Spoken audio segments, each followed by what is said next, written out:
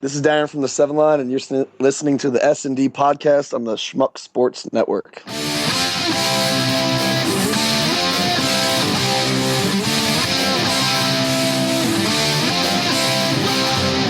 Welcome to another edition of the S&D podcast, sponsored by Schmuck Sports. Dan here with Steve. You just listened to Animal.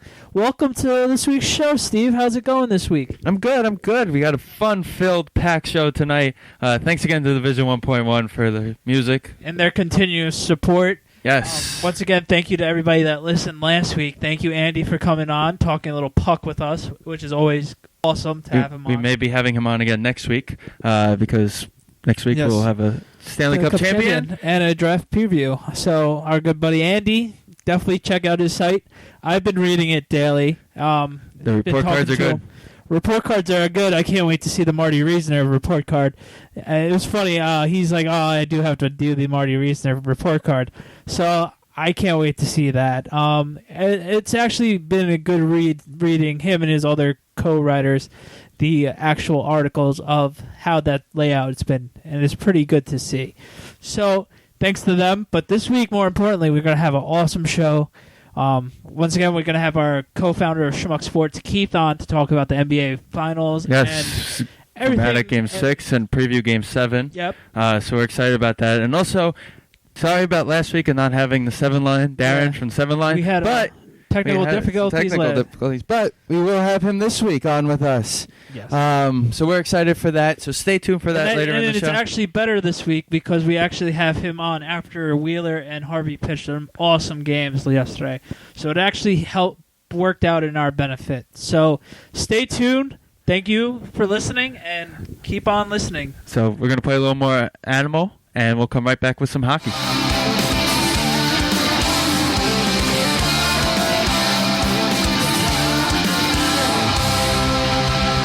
Welcome back to the S&D podcast. You just listened to Animal.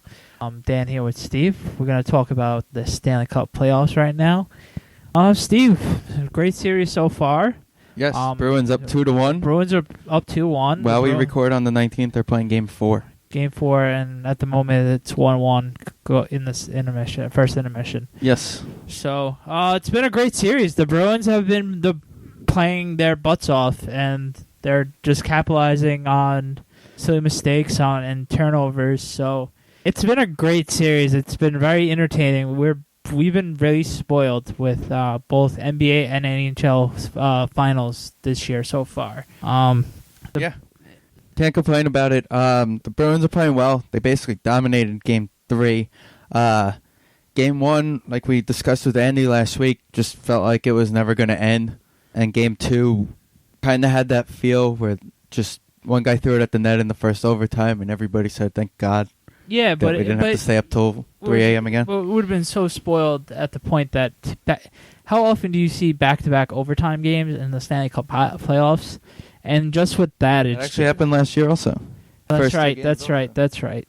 And the Kings won both games. It really is amazing, and it's such a treat that two awesome quality teams are playing each other. I don't remember who said it, but somebody tweeted out that it's actually what the NHL owes the fans. Yeah, extra overtime, honestly, hockey. Basically, they got an extra game in Game 1. And this year, I'm actually upset the hockey season is ending. Normally, I'm like, all right, whatever. Well, it just started, it feels like. That and the Islanders were actually good this year, so I actually paid You want next year.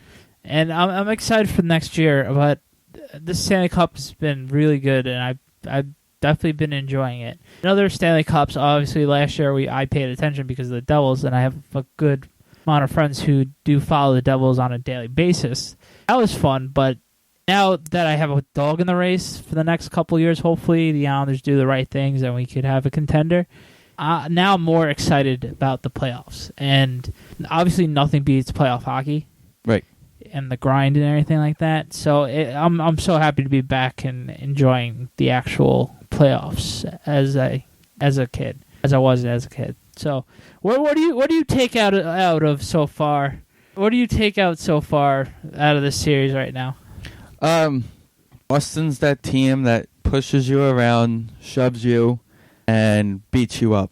Because that's what they did towards the end of Game 2, and that's what they did in Game 3. They threw their bodies around legally, and they scare you. That's what they did. They keep your stars in check and just keep hitting and hitting and hitting and hitting and hitting. And that's Boston hockey. It is Boston hockey. We've said it since the start of the playoffs how much we both like Boston. Granted, I picked them to lose in the Ranger series, but overall, it's been one of those great. They're that great solid team with forechecking out all four lines. The four lines are scoring are able to score.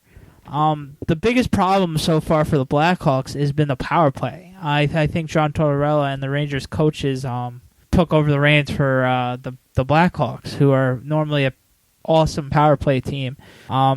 It just goes to show you how Tuukka Rask has been playing and how the Bruins have been staying at home and taking care of business in front of the net on the power plays. But Blackhawks can change that in a matter of in a matter of minutes, because their team is just so awesome and able to score quick goals. That's what happened in Game 1. Right. I agree.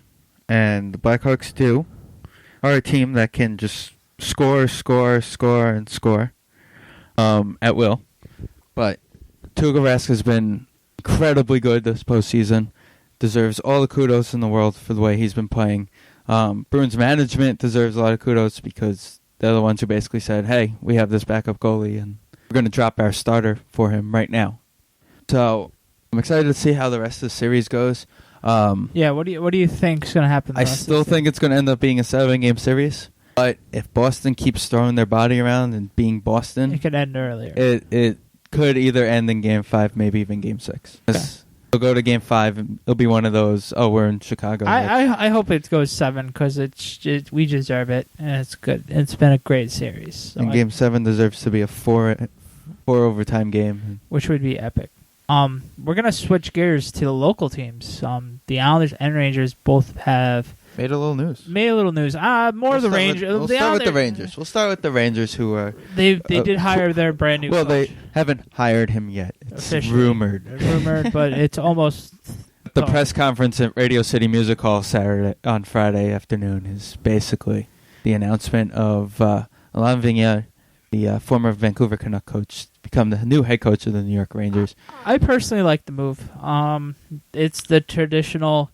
After having a taskmaster coach, you go with the player's coach. He's obviously a lot better offensive coach than Torts was the last couple years. He's been proven he's gotten to the Cup, and that's where the Rangers want to go. Granted, they had a couple slumps the last recent years of not making it out of the first round of the playoffs, but he's made it to the playoffs pretty much every time when he was a Canucks coach. So he's been there and top 4 guy, I think, every year. I think they have 50 wins every year. Yeah, but that also has a lot to do with the division as well. Oh, yeah, they play in a pretty bad... They did. Yeah, they did for a lot of the time, and they had a stud goalie, which leads me to another thing. The last couple of years, Luongo hasn't been playing like Luongo, and the Canucks have suffered from that. Lundqvist is a completely different guy. I know where you're going with this, and I'm not worried about Lundqvist. No, that's my point. And now that they have the formula, can they find that one extra guy to score more goals for their offense to be cooking, and maybe they can be back into the number 1 seed and the President's Trophy winner as they were a couple years ago. It's going to be interesting to see how his style and the Rangers team the core of the Rangers team is going to take care of itself next year.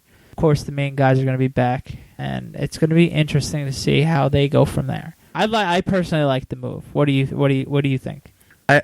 How many times has he got in his team there and basically said, "Okay, we're going to win this," and then quite a few times. Right, you're right in that.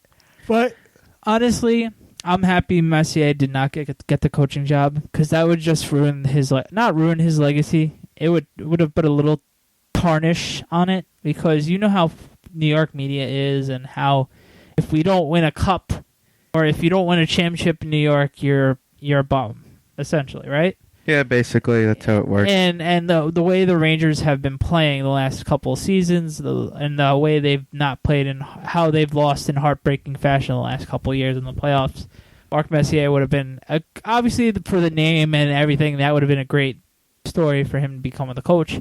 But it would have been just a disaster if, God forbid, he wasn't the best coach for the New York Rangers at this moment, on how ugly it would have gotten. Even though he is Mark Messier and he brought them to the Cup for the first time in 54 years when they won in 94, which is 19 years ago. Right. Which is scary. So, I'm happy they didn't go that route. But there is some other, kind of Islander news. Yeah, you think it's news, but It's not news. It's more of, I just got so pissed off at looking at Islander Twitter followers of mine today, and they're complaining that always complaining. it's all they do. It's all like. Let's not take the positive out of this year, and let's just complain about everything. It's like, honestly, I can't wait till next year when everybody's saying that it's cup or bust for the Islanders, when it's not. It's not. It's going to be taking another step in the playoffs. Yeah, people who are complaining that Tavares didn't win the MVP. I know he wasn't going to win it anyway. He wasn't going to win it. Yeah, it would have been awesome for him winning, but Ovechkin and Crosby both have been there forever. It wasn't going to happen, unfortunately. And same thing with Molson winning the Lady Byng. St. Louis is one of the best sportsman guys in the league. He always has been. He wins the trophy every year. As for the MVP award, okay, I get it. Ovechkin barely played the first half. And I get it. There was that one play in the Rangers series where he didn't do anything. Stop complaining about that play, because that had nothing to do with the voting. Yeah, it was after. The finalists were out before that play even happened. Yeah. And he did lead the league in goal scoring. If it wasn't for him, the Capitals would have never made the playoffs.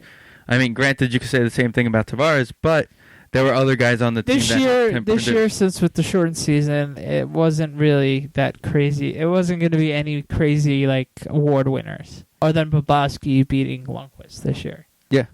Other than that, it was pretty much the same script every year. It is what it is. But more to the Islander talk. Why were you pissed today? Well, I'm going to start with yesterday. It wasn't that bad.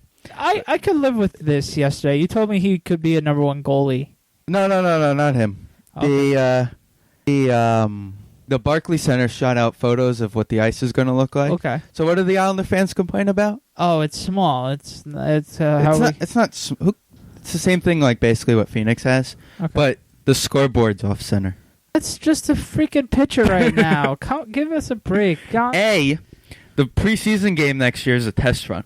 Exactly. B, they're not moving there for another 2 years, so there'll be another test run before then. Yeah. At least 2, probably. I'm going to say next season there'll be 2 preseason games there. And I bet you that scoreboard moves over a little bit if they have to. Not only that, I could bet you that, and the Barclays Center wasn't for hockey. Yeah, it's not built for hockey. We got to be happy with what we've got, and they're not in Kansas City, or they're not in Winnipeg, or they're not in anywhere that isn't New York. That's all you got to see. This is what bothers me, and this is what turned me away from a lot of Islanders the last few years, is the bitching and the nagging, and just enjoy on how awesome our season was this year for once. We're starting from the ground. There's only one way, and it's up, and you have to enjoy this ride. And you can't complain about it every little waking moment. It's just okay, enough. Okay, that was one. Okay. What's the other one? And then the other one was the whole Nino Ryder situation. Okay. Oh my God, Islander Twitter, God, please stop complaining. Honestly, okay, he clearly he's pissed off we didn't invite him to camp. Okay, I understand that because the Islanders wanted him to develop more. Fine. Which I understood his frustration making it to the team 2 years ago and last year, and playing well enough to actually earn at least the trip to camp. Bingo. Okay, so that complaining I understood from him. But now you're saying he's not going to the prospect. Oh. Honestly, it's prospect camp. It's prospect camp, and you have a 3-year minimum. He's already did the 3 years. Why would he have to come to camp? He does not owe anybody that. Right. And people, he's not a team player. Honestly, how many more times does he have to do X, Y, and Z to be known as a prospect? He will make the Islander team next year with Ryan Strome, and they're going to both be doing awesome things. The thing is that without the camp, he's actually going to have to work harder. Which is true, but... Which is fine. Let him work harder in September. And that's what we need. 4 days in the month of July isn't going to kill him. Exactly. It's not going to be the end of his career by missing 4 days in July and not being at the prospect camp. Now, am I sick of the headache? Yeah. Is it really that much of a headache, though? It isn't, but it ruins it in the locker room. It's a type of situation that can ruin you in the locker room. Not all, though. It could, though. None of the main core Islanders are not going to be at this prospect No. camp. I'm talking about in September. It'd be like, oh, you should have went and worked out. You should have done this. That's just not going to bother it. It's just bored Islander fans that don't like any other sport. And there was a lot of rumors that he had a problem in the locker room in Bridgeport as well. He's not a team guy. He's not a let's hang out with the guys type of person. He's a very himself person. It could be very much the fact that he's not from America and Canada, and he has that different approach towards things that a lot of European players have, and that we have to learn and accept that, and we have to cater towards them sometimes. And with their talents, we're able to mold them into being awesome superstars in our league. I'm not saying Nino Niederreiter is going to be a superstar. That would be nice. We drafted him to be one, but honestly, all the fans are just picking up the biggest nonsensical thing just because they have nothing else to complain about or talk about. Exactly. It really is June BS, and it's waste of time that everybody's complaining about the dumbest thing. Now, if management is going to say, okay, enough's enough. Okay. Because it's up to management. Of the course. Story of Jonathan Beamer, or Brunner, however you pronounce it, the Canadian kid. He's from French Canada, so it's definitely... He was a first-round pick. I'm not sure what the tender would be if you sign him as a restricted free agent, because he is a restricted free agent. So basically, it's one of those trade for his rights or give up whatever it is. Yeah, I definitely... But if you're going to look to trade a guy for him, it will probably end up being Nino and a 1 for him, because that's what the Kings want. They want a 1. But if you're saying what he could be potentially, I'm down for it. Yeah, but what he could be, in my view, I am high on Poulin. I'm high on Poulin. I'm high on Poulin. It really is what the Islander organization feels on Nielsen and Poulin. And the way I see it is it should be Bakov, Poulin, and Nielsen fighting for the 2 spots next year. I completely agree. I honestly see at this point Nabokov just being a camp invite to earn his contract. Nah, I think the Islanders going to offer him a contract. They're not going to. He wants 2 years. Nobody wants to give him 2 years. Oh, by the way, speaking of Islanders, how about Garth Snow making an awesome move by trading Mark Streit? Well, we talked about that with Andy last week. I know, but it was a great move again. Thinking about it, it really is a great move, and he signed 4-year deal. Any moron wouldn't sign a 35-year-old defenseman for 4 years at $5 million a year. It's crazy. So I'm happy we got a draft pick, and I hope when I'm 35, someone wants to give me $5 million a year. Yeah. So kudos to that, because we didn't know the contract, right? And that's why I brought it up. So congrats to the Flyers. Everybody knew he was looking for at least 5. So he got what he wanted. So congrats to that. Anyway, next week's gonna be a sad week. We have nothing to talk about next week. No, the hockey Stanley Cup could be over. Hopefully not, but the likelihood could come, and will be a sad day that we'll stop talking about hockey, and we'll hopefully get our good friend Andy on again. Might as well talk about draft, because that's coming up real soon as well. A week from Sunday. Yes. So at Newark, I got offered to go, and I was like, I'll pass. Nah. If the Islanders had a top couple picks. Figures. The one freaking year we don't have a top pick, and it's not anywhere. Well, I think next year's at the Barclays Center, so. Really? That's interesting. Maybe, I think. Or maybe Newark again. I'm not sure. Okay. But next year, hopefully, we're in the top 20 picks. Yeah, hopefully. But that is hockey for this week. Let's go play a little more Division 1.1, and we'll be right back. SNDPODCAST is no way affiliated with, associated with, produced, or endorsed by the National Hockey League or any of its affiliates.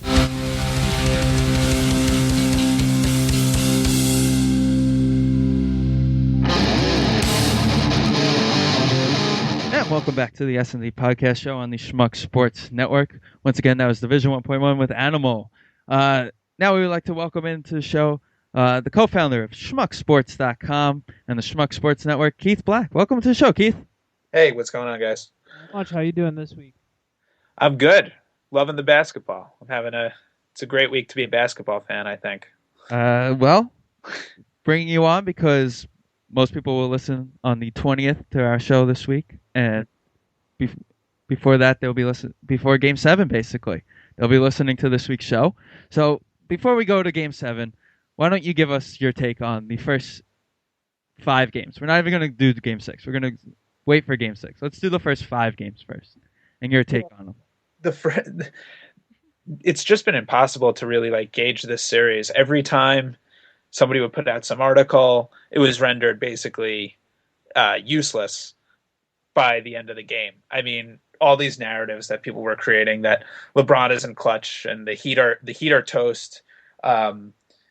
They'd come out and they'd blow the doors off the Spurs, and then they'd say, "Oh, the Spurs are too old; they can't keep up." And then the Spurs would come out and blow the doors off of the Heat, and it's sort of been a seesaw battle until last night.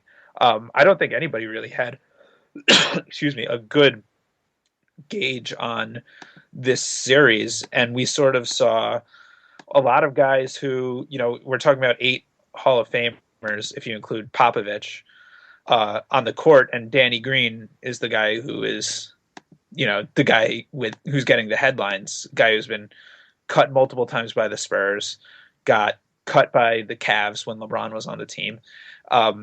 It's sort of been a really weird and fluky series, but it's been so fun to watch. I know that there are some people who say, "Oh, the games are blowouts. We don't have what they call a ball in the air game," which we didn't really have until last night.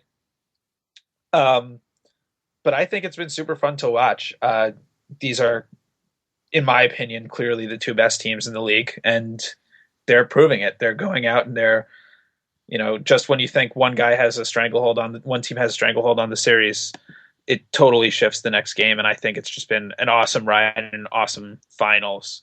And I know people think the Spurs are boring, but I would definitely say that they are not a boring team. And if you think that they're boring, you haven't been watching, because they're amazing to watch, and it's been so fun. I'm having a great time. Yeah, I agree 100% with you, Keith. This series has actually been one of the epic ones the last few years.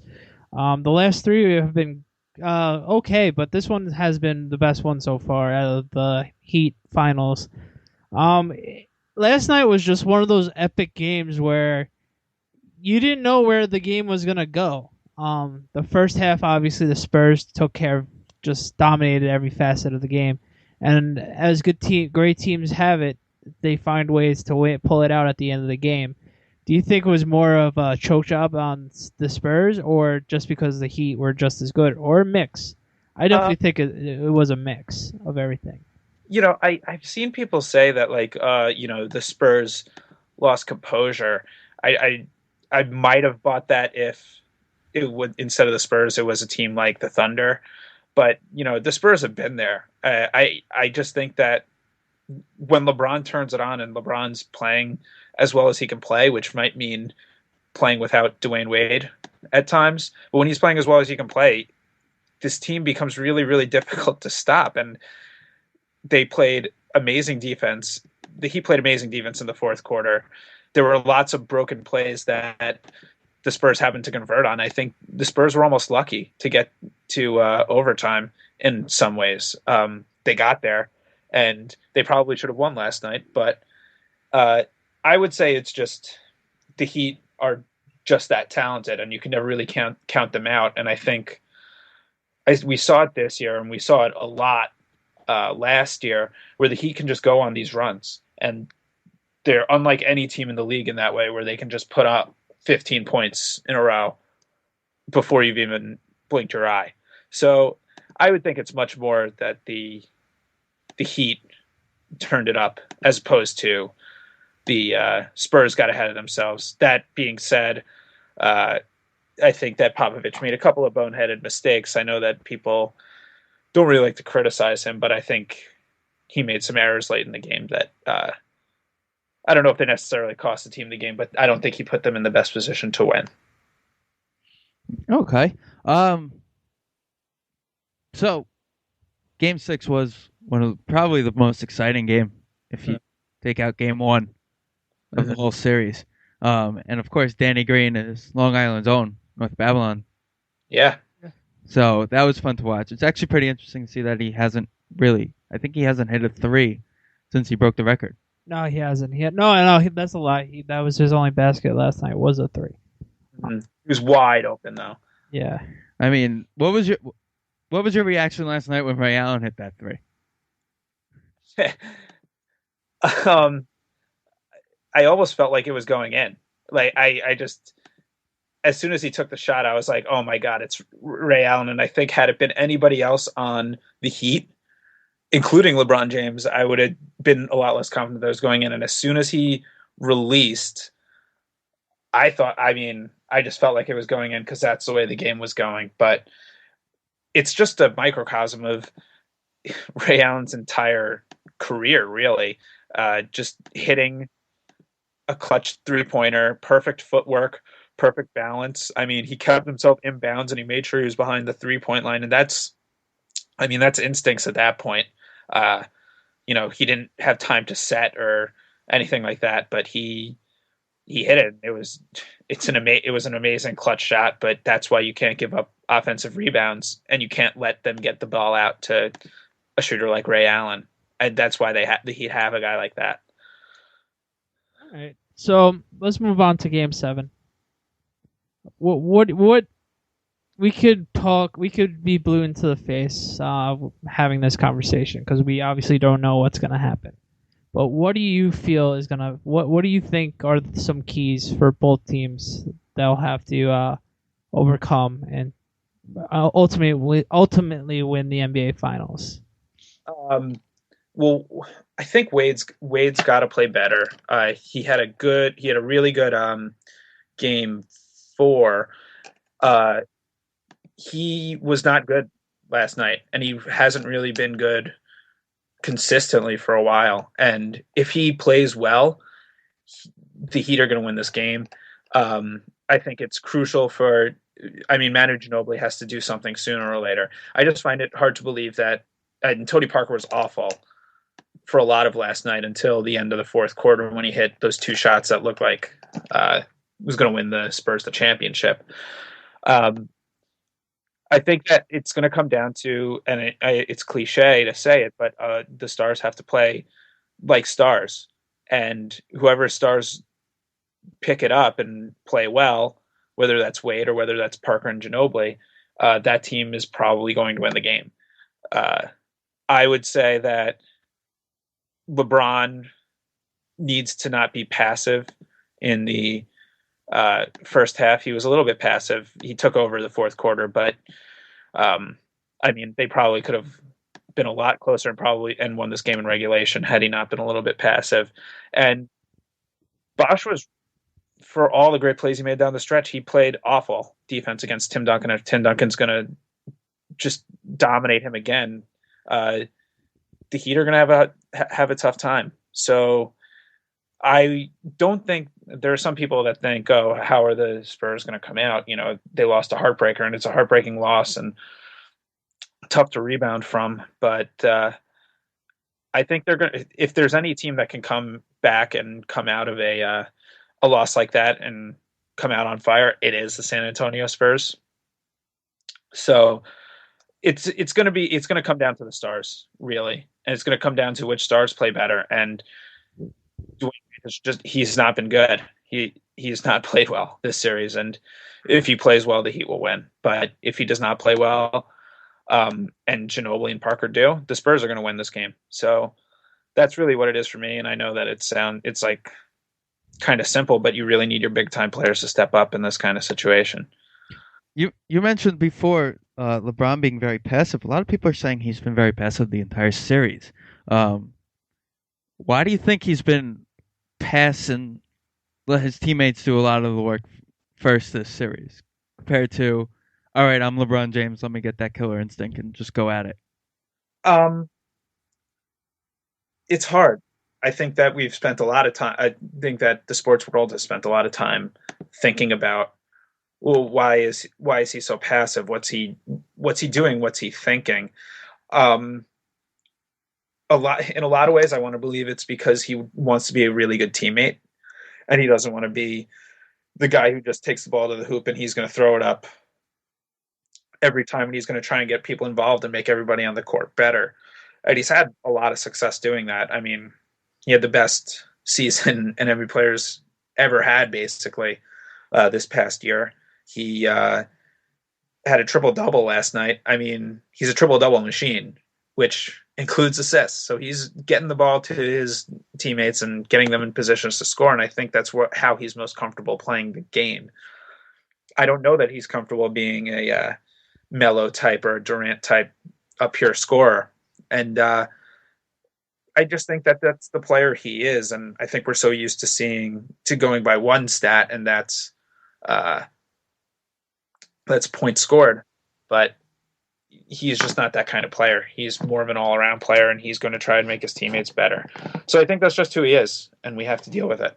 No, yeah, absolutely. He's that kind of player, and he needs to get the other guys the secondary scoring other than him taking control of every game. He does need the team. So I don't really blame LeBron for any of it, because that's just how he's played since his start of his career, and we all know that.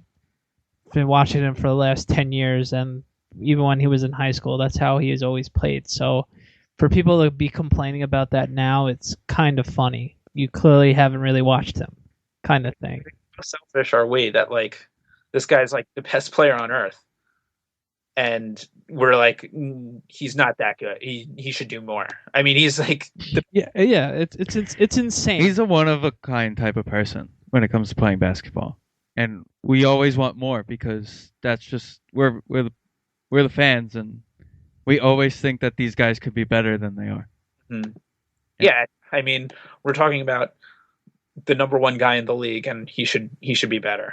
A guy who everybody believes is the number one guy in the league, and everyone thinks so he should be better than he is. I mean, he's the best guy in the league. How scary is it that how scary is it they're going to be in the league? They're in the league for 10 years already. Like Kim, Melo, Wade, all those guys. Don't tell my sister that. They were drafted the year she graduated. I know. It's just crazy that those guys, when we were in high school, they're rookies now, that they're already in 10 years in the league, and they're just in their prime of their career and just ready to take off. I mean, and it's really amazing to see. And it's crazy to even think. Mm-hmm. Yeah, and I mean, Wade's getting up there in age, but I mean, LeBron is still a young guy. Melo's still a relatively young guy, so they have a couple of years here to continue to be dominant forces in this league, and it's awesome. It's really fun to watch. All right.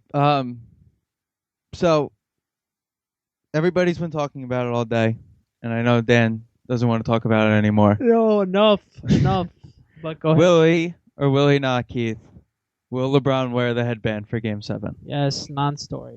Next topic. I believe he'll wear the headband. Ever since his hairline went all the way back to his middle of his head, he's worn that. Pretty ridiculous.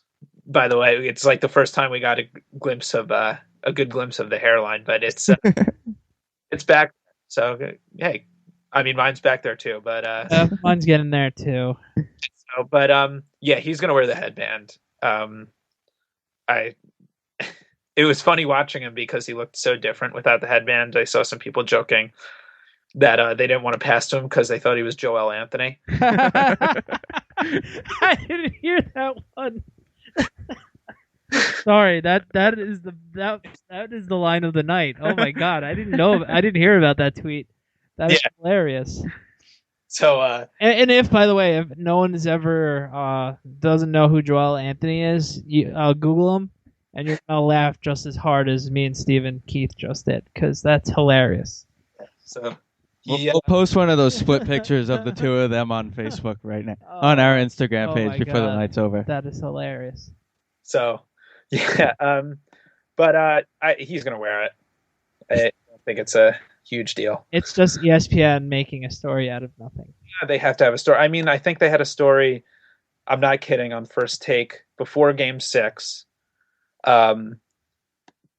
Should Popovich rest his starters in Game 6? That was a debate on First Take. See, like I'm happy. I'm working a lot now, and I'm not around the TV to watch First Take anymore. Cause I didn't watch it either, but people. yeah. Oh my God. Yeah. Running out of things to talk about. I mean, they must have been throwing a party when Tebow was signed because they had something more to talk about with him. But yeah, it's a non-story. He's going to wear the headband. If they lose, I'm sure people will say that he lost because of the headband. But it's all blame the headband. If he wins with the headband, then nobody will care anymore, and it'll just be a funny memory, like Mike Miller's shoe. Yeah, exactly. All right. So when the final buzzers ring, who's hoisting up the Larry O'Brien trophy? I think it's going to be the Miami Heat. So you're going to follow the script? Yeah, the NBA script. The WWE NBA script. I think it's going to be the Heat as well. Everybody knows. They're just a better team, and people are like, aren't you excited about this game? I'm like, yeah, I'm excited about this game. It's just the script. Of course, you don't know who's going to win at the end of the majority of the game, but you just have that inkling feeling that the Heat were going to pull it out last night. Yeah, and I mean, it's just the Spurs should have won last night. They should have won the NBA championship last night, and now you're talking about basically beating the Heat 3 times in a row. That's not happening, and that's twice in a row, and they basically did it. And but they are the team. If there is any other team in the league to pull up that quote unquote upset, would be them. So for sure. So but I think it'll be the Heat. I think the Heat will win the championship on Thursday night.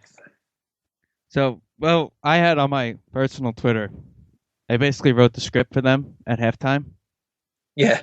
I wrote, I don't know if you saw, I was ranting about it all night, basically, about how the Spurs are going to have the big third quarter. Mm-hmm. They'll be up. Then there'll be a dramatic end to Game 6, get everybody pumped up for Game 6. And now, Game 7, I'm going to call. I told my manager, I think it was today, 3 minutes left, you're going to see all the players getting taken out because the game's going to be so out of hand, and the Miami Heat are going to win it. I don't think it's going to be close. Okay. Wow. I honestly don't think it's going to be close. It's just the way the NBA works. Yeah, I mean, there's a lot of people that are saying that it's going to be close, but realistically, we haven't had that many close games. I mean, the series has been close, but the games themselves really haven't been close. So it could definitely happen. I could definitely see that happening. So, but I'm excited to watch. I mean, it's Game 7. Yeah, Game 7, and Game 7s they're great. I actually saw an interesting stat that from yesterday that all the people talking about the quote unquote script with since David Stern's the commissioner, and it's only going to be like the 5th time that there's going to be a Game 7 in the NBA Finals. So, I mean, people go a little bit crazy with this whole, the NBA is rigged stuff. Like, the NBA didn't rig it for a Ray Allen shot to go in. So if Ray Allen doesn't win, then we're having a much different discussion. We're having a discussion as to whether the whole Big 3 thing is a flop or a bust. We're not having this discussion at all. So, yeah, people who think that way, what are you going to do? They're going to think that way. It's okay with me, but it's not. There's definitely no conspiracy. Why would there? He doesn't need a conspiracy, and he doesn't need to be caught. The other interesting stat that I actually saw had to do with the Spurs. Here's a good did you know, Keith. Did you know that if the Spurs do win, Parker, Ginobili, and Duncan will be the first trio to have 4 championships together that aren't either the Lakers or the Celtics. Wow, I didn't know that. It'll be the first time in NBA history. I didn't know that, but now that I'm thinking about it, it makes sense. But you would think a lot of people like in our generation who didn't know that would probably say, "Oh, what about Rodman, Pippen, and Jordan?" Yeah, or the bad boys of the Pistons, but those guys never really won. Yeah, I think they both won 2. Yeah, I think the Rodman, because it was Pippen and Jordan did it, multiple times, but the Rodman thing is what the Rodman thing. He was only there for 2 years, so yeah, that makes sense. But when you think about it, how many teams have won 4 championships at all? That's right. A really short span. So, I mean, it makes sense, but I did not know that offhand. No. But I figured I'd end this conversation with that interesting stat for everybody. We would like to thank Keith for joining us. Thank you again. Thanks for having me on. I look forward to being on when it gets more toward football season. Definitely. Check it out on schmucksports.com. Our shows are up there. Keith has some interesting articles coming up, and also once football starts, a lot more articles, especially fantasy-wise, and game previews for everybody. Also, if you want, let us know if during football season, if there's a certain game you want us to discuss with Keith, we'll definitely invite him on to discuss it. So, thanks again, Keith. Thanks, guys. And now we're going to play a little more Division 1.1, and we'll be right back. S&D Podcast is in no way affiliated with, associated with, produced, or endorsed by the National Basketball Association or any of its affiliates.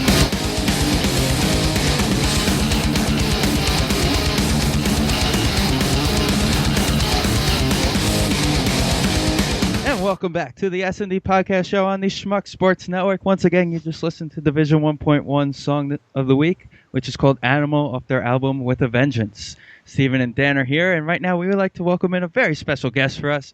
All the Met fans know him as the 7 Line, but we're going to call you Darren. Welcome to the show, Darren. Welcome to the show, Darren. How's it going tonight? Thanks for having me on, guys. I appreciate it. We're going to start off finding out who Darren is for everybody. Because, not a lot of people know Darren. So everybody knows Darren as the sign guy. Oh, he's the guy that makes the T-shirts. He's at almost every Met game. He does the 7 Line Army appearances, but we want to know about Darren. So let's start off with how you became a Met fan. Oh man, just long story short, both my grandfathers worked at Shea Stadium in some capacity, and my mom used to bring me to a lot of games, and I kind of just was born into it. Like one of the earlier shirt designs says I was born into this mess. So I really didn't have a choice. My family were Mets fans, and since my father's father, he actually was in charge of the press gate. He was the head guy over there. So we would go to tons of games with no ticket and just roll up there, and he'd walk us behind home plate. And I saw countless games as a kid, and you kind of just fall in love with the game. And obviously the Mets are my team. Cool. All right. That's actually an awesome way to become a Met fan. Yeah. Not everybody has that awesomeness. Well, yeah, not everyone has the luxury. Well, I'm not trying to rub it in or anything. Oh, absolutely no, absolutely not. That's really awesome. Back then, not having to pay for a ticket, and my mom actually, she's a real estate agent, so she makes her own hours. And back then, if it was a nice day and she wanted to just take off and go to a game, we could. So it kind of just spawned from that. That's awesome. Let's call it. When did you start making T-shirts? In high school, actually, my senior year of high school, I was riding BMX, and I would travel around to different races. I was on the whole national circuit, and back then there was a lot of like grassroots, like do-it-yourself clothing lines and like BMX brands that different riders owned. So in art class in high school, I decided to learn how to screen print, like the really basic way without a press. I would just make the screens and print the shirts at school and then bring them to the races on the weekends, and I'd sell them. So, after high school, I decided that I wanted to try to take that to the next level and bought a more professional press and kept learning and kind of just went on from there. Then I started working for different, pizzerias and bars and fundraisers and anyone who pretty much needed T-shirts, I was trying to get their business. So I've been hustling cotton for a long time. Okay. Now when it comes to the designs and everything, how do you come up with the designs? Are they mostly other people giving you the idea of something to do, or you just something pops in your head just randomly? And it's always different. I mean, I have a sketchbook at work, and I'm constantly thinking about this brand. It really isn't. There's no way to put an hour on it, like 9 to 5 or whatever. I'm constantly working on it, so I'll sketch things, or people might come up with ideas and send them to me on Twitter and like, hey, you should do this or that. Like, I get those every day. And if I decide to do something that someone did suggest, I give them credit in the description on like the item description on the site. And if they design it, then they get paid. So there are a few times that people sent designs that I liked and then I paid them and we've used them. But I think around like 80-90% of the stuff on the site I've created. It's cool. That's really awesome. I mean, I got an email today from someone with an idea, and you know, a lot of times people also don't understand that you can't just send like a pencil and paper sketch and make a shirt out of it. You know, I try to explain like things need to be artwork ready, like print ready, which would mean, you know, high res graphic that's set to scale and, capable to make screens out of. But when someone like grabs an image off Google and you can't make a shirt out of that, you know, it's kind of hard to explain to people. But if you've ever taken a design class or are prevalent in Photoshop or Illustrator, you know what I'm talking about, you know? Right. Definitely. Yeah. Yeah. That's people don't realize how much time and energy you actually put into it. Yeah. Their ideas might be awesome, but in reality, you can't just do that. Yeah. I mean, I try to reply to everyone. I mean, our emails do get backed up sometimes, and I apologize if anyone's listening to this and I didn't reply to you. It's not on purpose. Just we got a lot on our plate. So, you know, Lizzie and I go through the emails and try to get back to everyone, but, you know, we do the best we can. But it's pretty cool that some of the designs that were submitted a while ago are still in rotation. Like, I didn't design the Bobby V t-shirt, and that's still one of, you know, people's favorites. So we're constantly printing those. We just got them back in stock. So we're always looking for people to work with. So if you're creative and you got a cool idea, don't think we're just going to steal it. Like we do pay you. So that's the cool part about it. Get other people involved, and people really like seeing their work on a t-shirt. So they might not have the capabilities to get it out to the masses, but since the 7 line's kind of more established now, people are more interested to work with us, which is cool. But yeah, like you said, a lot goes into it. You can't really just set up screens for one shirt. So if people ask for that, I just send them elsewhere, really, because we're really not that brand. So basically, if like somebody came up to you with a design that wasn't Met or baseball related, you're really not looking to do that with this. Well, not for my line, you know. If you need 500 shirts for fire department, I mean, I'll get them done. But obviously, we're not going to put them on my website. You know what I mean? It's right. For the 7 line. It's basically, if you're submitting a design, it would have to be something that we would want to use. But I get people hit me up all the time, like, "Hey, I'm going to this concert, and I want to make 1 shirt for me and 2 for my friends. Can you do that?" It's just impossible. Like, we can't stop production on what we're doing day to day to just make a few shirts. You know. And it's not to try to sound snotty or anything, but it's really not worth the time to stop what we're doing to make just a few shirts. So there are websites like, you know, customink.com and things like that where they do small runs. I mean, they're more expensive. You probably have to pay like $30-$40 a shirt, but that ends up being cheaper than going through a screen printing business because we have to charge you for the screens and all that. So it's really a really time consuming process. So how long does it take to produce a shirt? It's always different. I mean, we tag all the shirts and the necks. So that takes a while. You know, small through 4X is what we offer for the men's shirts. So the shirts have to be tagged, and then it really depends on the design. If it's a 1-color print, it's obviously quicker than a 4-color front and 2-color back. So it all depends on the shirt. But I used to do everything by hand, and then I ended up getting a cyst on my wrist from just too many shirts. I actually blew my wrist out from, you know, I've been printing since 1998, so a long time of printing shirts. I lost count, but it's thousands and thousands of shirts I've done by hand. So now we use some presses that are hydraulic run, and those obviously work a lot quicker than my arms could. So it always varies, but it's under a minute, you know. That's awesome. All right, awesome. All right, now I'm going to switch gears towards your 7-line army and everything like that. Okay.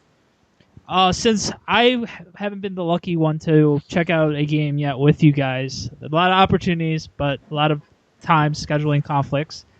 When is your next outing to City or any other ballpark for the rest of the season? Do you have any? We have ideas for them, but we actually didn't lock anything up yet. We'd like to do the Nas concert, which is July 19th at Citi Field. It's actually a lot of work.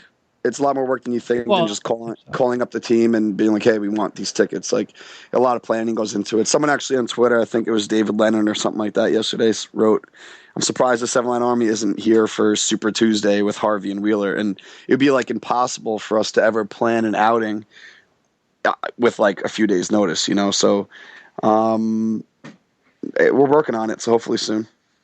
I don't think we're going to go to any other ballparks on the road this year, though.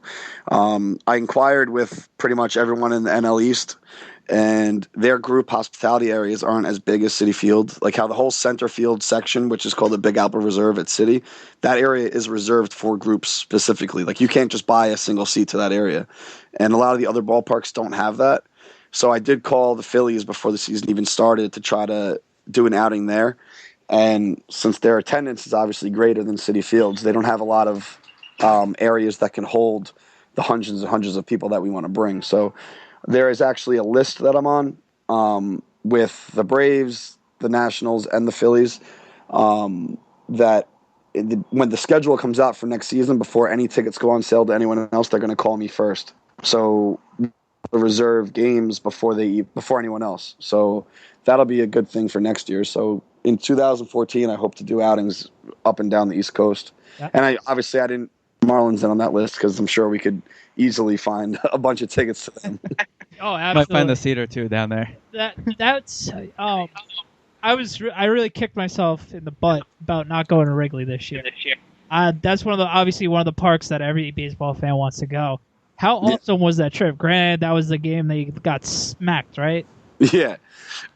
It was really a surreal experience. I've always wanted to go there, and I actually planned on it a couple of years ago, and then I just ended up not being able to. And then since we started doing these outings, it was kind of a no-brainer that the series ended up landing on a weekend, and that's really what we were shooting for, and it just couldn't have worked out any better. So 506 people went to Chicago, and unfortunately we lost, but we had a great time. Everyone got there early so we could secure, our own section. So it was a lot of fun. Yeah, when I saw your Facebook and Twitter and everything that day, I didn't realize it was first come first serve. So yeah, kudos. We got there at 9 a.m. It was a 1 o'clock or a 12 o'clock game or something. We got there by 9, and the Cubs fans couldn't really say anything. We showed up before them, so screw you. Since the brand has started, there has been things like everyone can't see. Dan is actually wearing the Darth Dickey shirt right now. Mm-hmm. I know John Rauch had a good relationship with you as well last year. Yeah. Which player actually did you enjoy working out with the most? Basically. Rauch was probably the nicest player I've ever met. He really went above and beyond for me and the brand, and he was super nice. There's some things that he's done for me that I don't know if I'm supposed to talk about yet. So if I ever do, I'm not planning on writing a book, but if I ever do one day, I'll probably have to give him his own chapter. He was really cool. He lived in the next town as me, and I'd end up seeing him when he'd drive by my apartment, and he'd honk the horn, and I'd yell at him from my balcony and stuff. It was cool. He was a really good, nice guy, and I don't know. He's probably the best or the nicest so far. And obviously Turner's been really great too. He's just been like Turner's been great for us and great to us, I should say. I met him down at spring training a couple years ago, and then I just drop off boxes of shirts to him, so he distributes them throughout the clubhouse. And some of the guys don't even know where they came from. I remember a story came out this spring training, and they asked Buck how he got the Retire 31 shirt, and he didn't even know. He's like, I don't know, it was in my locker. So it's cool. Out of all the players you've sent the package to, which was like one of them that actually like jumped out at you and you said, wow, I can't believe this guy's ordering from me? I saw a couple of weeks ago you had a Keith Hernandez. Yeah, but that was just a joke. It was obviously just a coincidence that someone else was named Keith Hernandez, but a lot of people, I guess, didn't really get that. Like, I guess they saw the name Keith Hernandez and thought that he really ordered, but there's obviously more than one Keith Hernandez in the world. But I thought it was cool that Wheeler was like really pumped to get a package, and I saw something on Instagram, and someone else had sent him something. I can't remember what brand it was. Maybe it was like Young and Reckless or something like that. And I wrote a comment like, "Hey man, let me send you a package." And I was kind of just like joking, not joking, but I didn't really think he would reply. And then I think he sent me a direct message on Twitter with like his address and stuff. So I just mailed him a whole bunch of stuff. And then he posted a photo on his Instagram saying like, "Hey man, I'm really excited that I got this package from the Seven Line." And then he wore our shirt on the cover of Newsday like the next week, which was crazy. Yeah, so you got that. He also returned that shirt to you. Yeah, I didn't want to sound. I don't know. I didn't want to like offend him, but I sent him a message and I'm like, "Hey, dude, like I'm working on my office and I'd really like to frame the shirt if you could sign it and mail it back to me because I want to put it next to the cover." And he said no problem. So I mailed him a replacement. So like he sent me that one and I just mailed him another one. I'm sure he doesn't really. There's no sentimental value for him on it, but for me it was just awesome because he's the future of our team and he decided to wear that for his first ever like photo shoot, which is crazy. So that's a really cool thing that I'll love to have on my wall.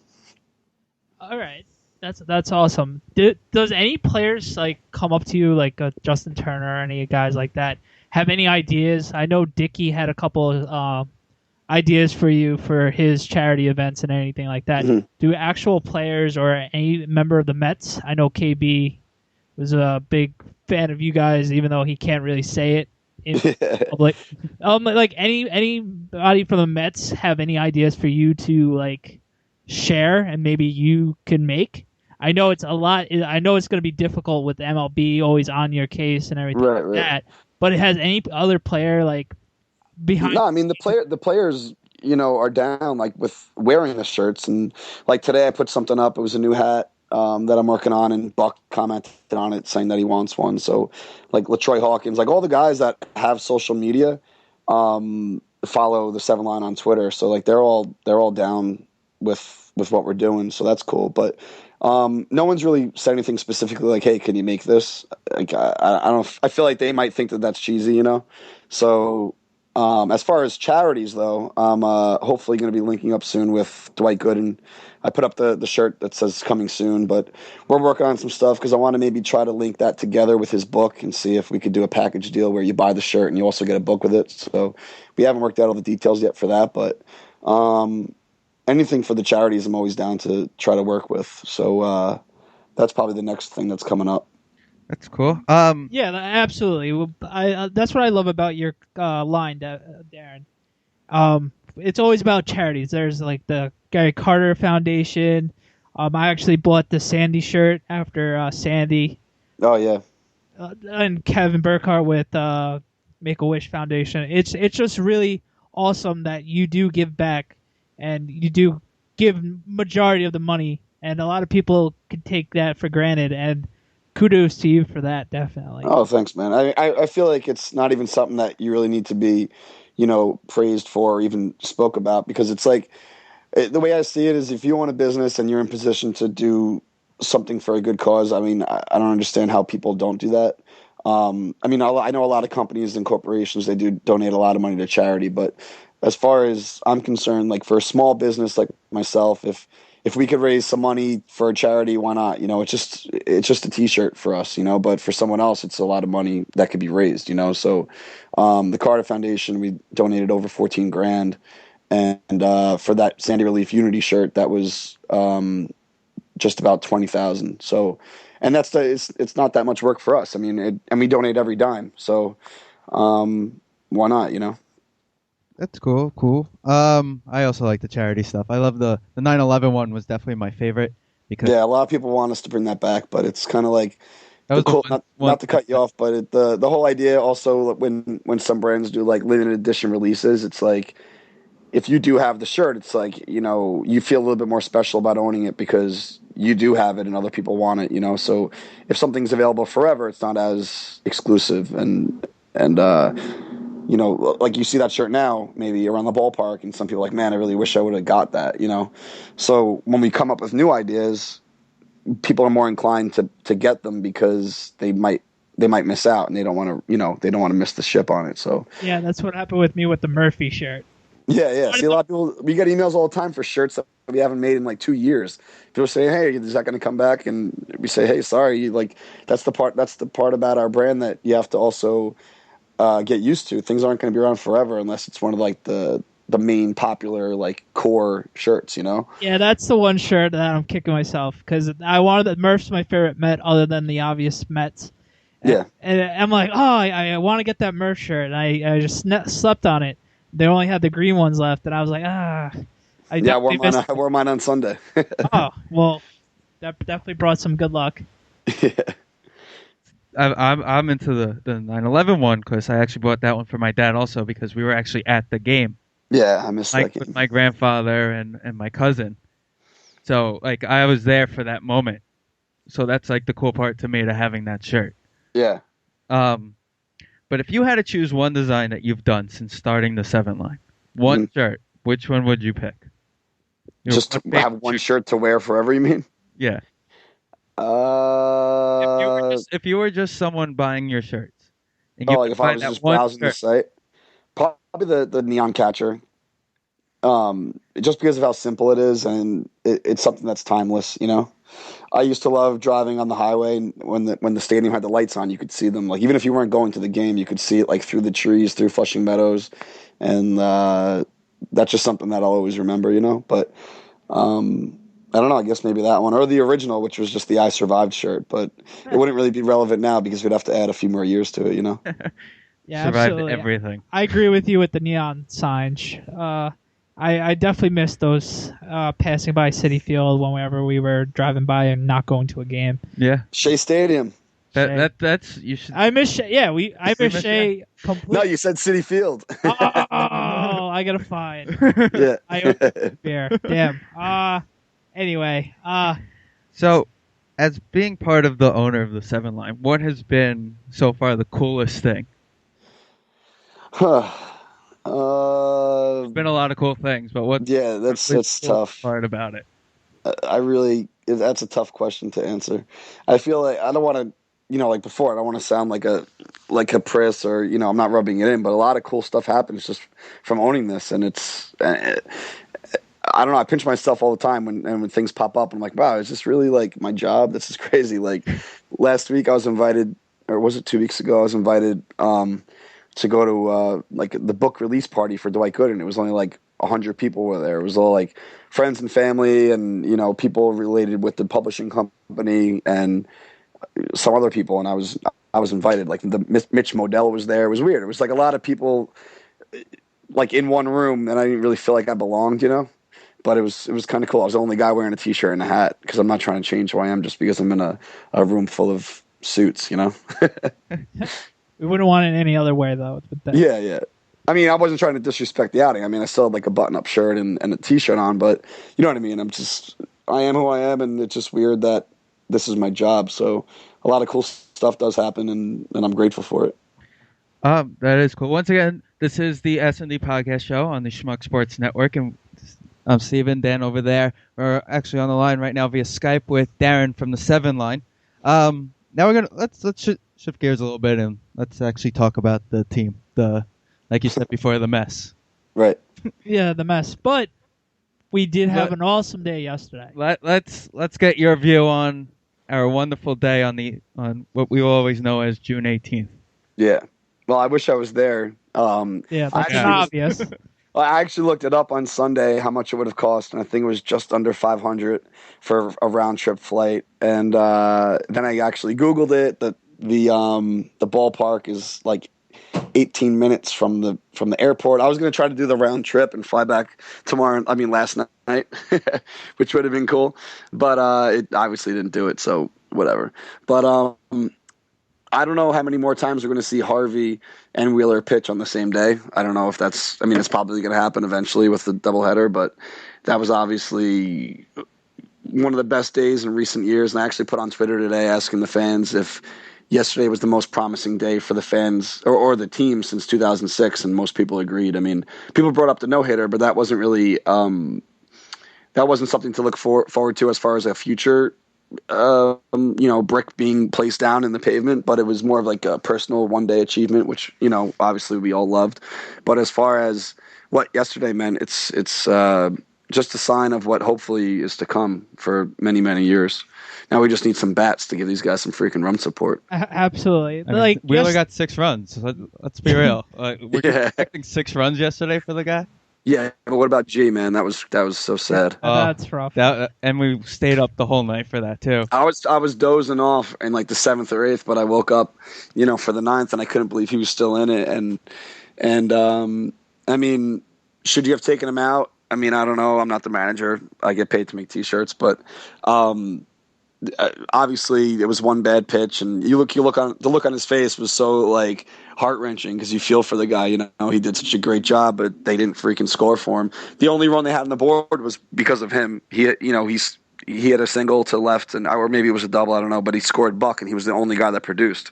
So he not only did he have to pitch, he also had to freaking score the run. So you got to feel for him, Yeah, he had a Harvey type night.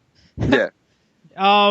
Yeah, I was stuck at work for the first game, and when Harvey gave up the first hit, I was like, "Oh!" And my coworker just gave me that. What are you doing? Yeah, it's Mets. I am sorry. I was actually working on my computer, and I have one of those like tower speakers that connect to my TV. So I had that thing blasting, and I was working on the computer, and I'm listening to them call the game, and it's like 10 strikeouts, 11 strikeouts, 12, and I was like, oh shit. I was like, I'm not going to, I thought, how people are, how Mets fans are, we're all superstitious as far as don't move, don't change anything, don't go to the bathroom, whatever. So I just sat in my chair working on my computer until he gave up a hit, because I didn't want to leave the room, and then the next thing you know, he gives up the lead or whatever, and then I feel like it's my fault. So yeah. Which obviously we all know that there's no such thing as superstitions. I mean, but in the moment, you want to believe there might be. So, yeah, definitely right. Our one friend Tommy, he loves MLB. He's a big Met fan.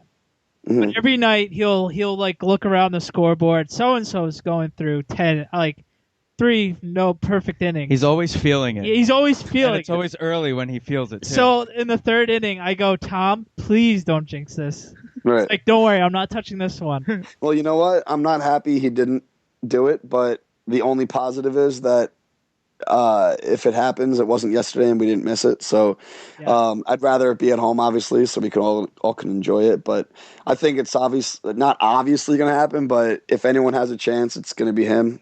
And hopefully we're there for it, Yeah, we got lucky the first time. I told Steve, let's go to the game, like Thursday. Obviously, StubHub. We would have never thought in a million years of all the games that would have been the game.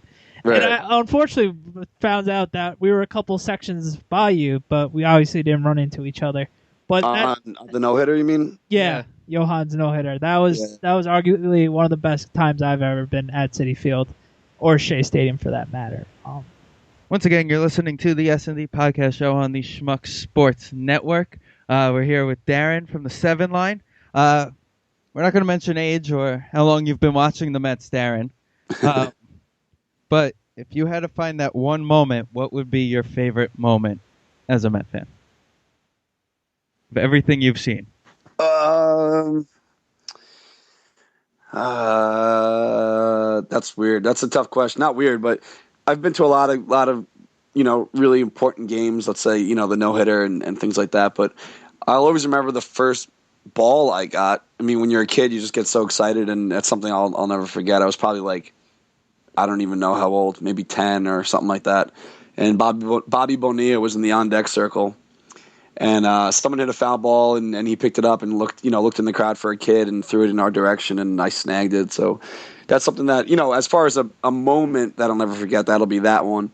And then obviously in more recent years would be the no-hitter. But I was also at every home game in the playoffs in 2006, so I got to witness the Endy catch, but then I also got to see the Beltran strikeout. So there's highs and lows, and there's a reason why I try to be at every game, and it's because I don't want to miss anything. Like if something really important happens and it's at Citi Field and I'm home only 5 miles away, I'll kill myself.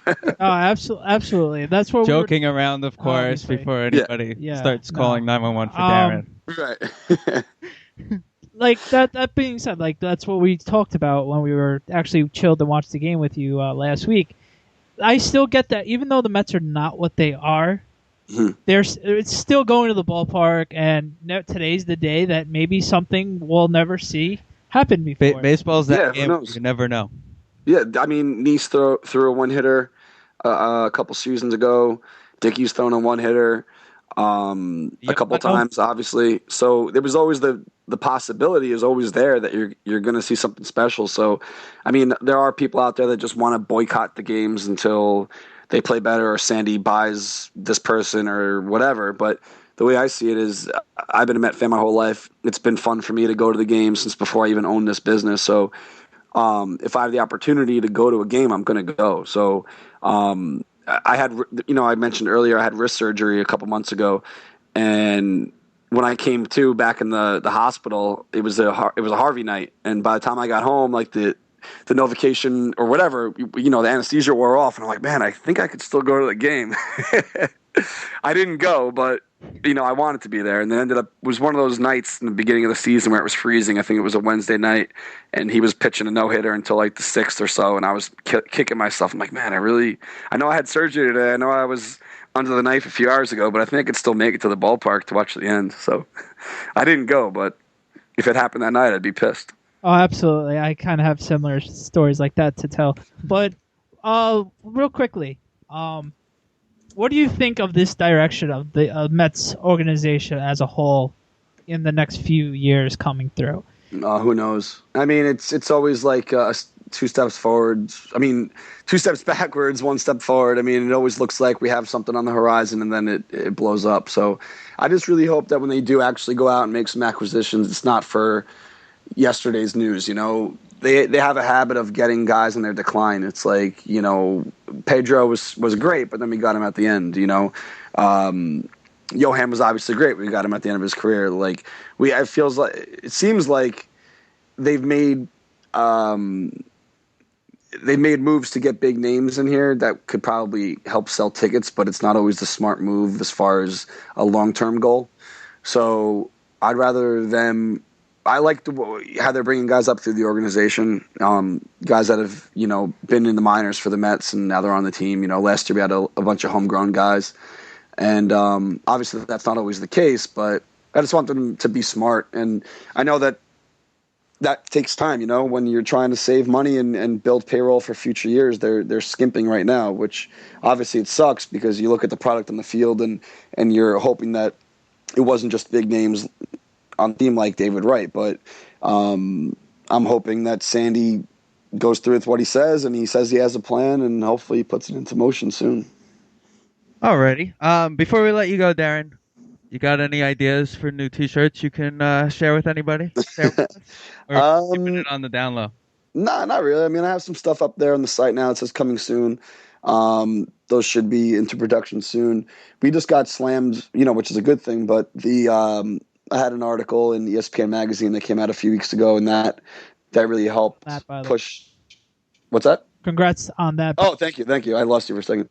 Yeah, so that ended up giving us, a whole bunch of publicity to people who didn't really know about the brand. So our inventory was pretty much cleaned out. So everything's getting back into stock now, and if you hit the site, a majority of everything is back. So we're just trying to move that now and then release the new shirt soon. So I think the thing I'm most excited about is the Dwight Gooden shirt. So hopefully we can figure out the details on that soon. Well, we would like to thank you, Darren. This has been awesome. Thank you for joining us. Thank you, tonight. Darren. No problem. Thanks for having me, guys. And I apologize again. Last week didn't work out, but have me on again whenever you want. I'm always down to talk Mets, and we'll do it again sometime. Absolutely. Cool. Thank you. Check him out. the7line.com, is it? Yep. On Facebook, the 7 Line, Twitter, 7 Line, Instagram, 7 Line. Just type in the 7 Line. He's right. Yep. Don't spell out 7, the number 7. Someone actually told me if you Google the 7 Line, it comes up as more popular than the 7 Deadly Sins. That's awesome. Anyway, stay loyal, and let's go Mets. Let's go Mets. Thanks, guys. SND Podcast is in no way affiliated with, associated with, produced, or endorsed by Major League Baseball or any of its affiliates.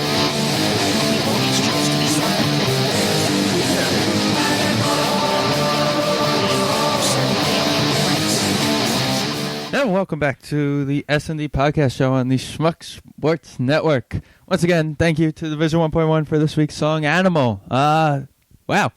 That was one of our better shows.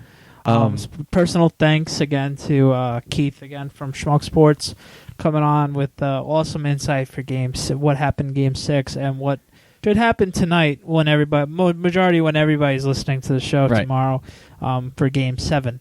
So, on the 20th. So thanks again to him, and a special big thanks to Darren. We know how busy Darren is with the 7 line, so we were really honored on having him come on and just talk Mets and about the 7 line. So 2 awesome guys, and I hope that they'll both be on the show again in recent future.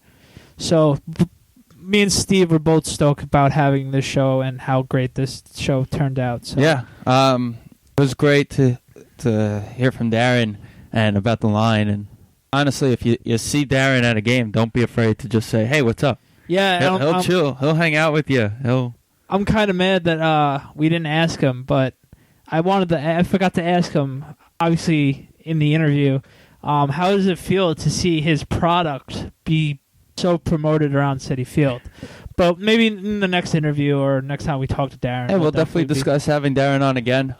We got a long 2 months ahead of us before football season really starts, so definitely maybe it was some hot summer days, you know? Yeah. No, it's special thanks to both of them coming on the show. Yes. Also, look out for next week, Andy's from Eyes on Isles again will be joining us, so we will be advertising that show as well. Of course, and we're going to be there will be a Stanley Cup champion and an NBA champion. So next week is going to be a recap show for most likely for both of them. For both leagues. So it's going to be a bittersweet week next week. But we're both excited to see what outcomes happen. Right. We had tonight's show. And tonight's show is awesome. This week's show is awesome. So I'm not even worried about next week's show yet. No. After today's show. So I hope everybody enjoyed it. Let's go play the ending of Division 1.1's Animal. And have a great week. And we'll see you guys next week.